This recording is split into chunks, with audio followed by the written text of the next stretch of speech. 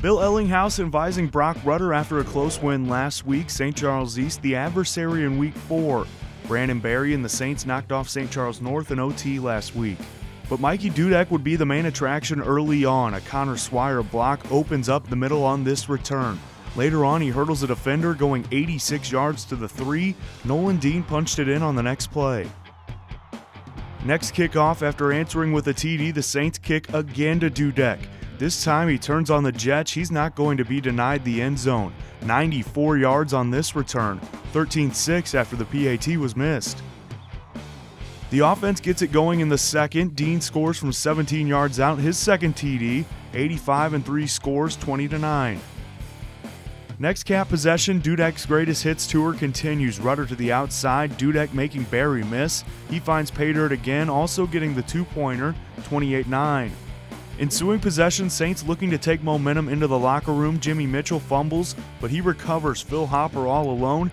But Coach Ellinghaus takes that halftime momentum, calling the hook and ladder. Rutter to Ryan Cool for 18, to Dudek. He's a better option than Billy Bob, 34-16.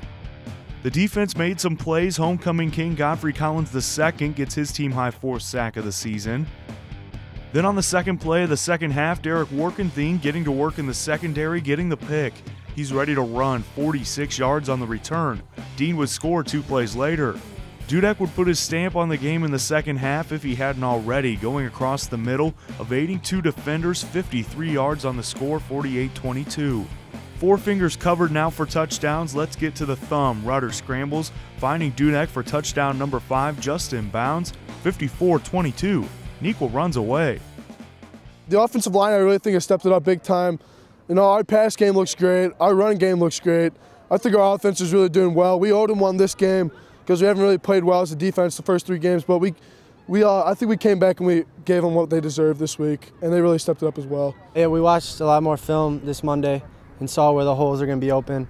And JR, our special teams coordinator, drew up great plays for us, and I just got the ball, ran, and my teammates did a great job of blocking for me. We've been actually working on that play for a little over 2 years now, but our coach never really called it, and we thought it was a good time to call it. So he made a great call. He made a great call on that play. And Brock threw a great pass. Ryan made a great catch, flipped it to me, and then, it's history from there. You know, I really like the way our defense put it together this week. You know, we had a really, really good week of practice. Really put our minds to our scheme, which was just to pretty much stop St. Charles East's run, you know.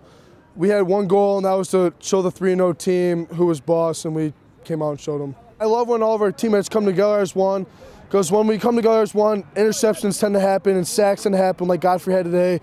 But what we did, we just put it all together this week, and we just really came out and played our best game yet. After our shaky win last week, we came in against a 3-0 team, a great St. Charles East team. So beating them pretty handily definitely boosts our confidence coming into next week, and now we're going to have to get ready for East Aurora.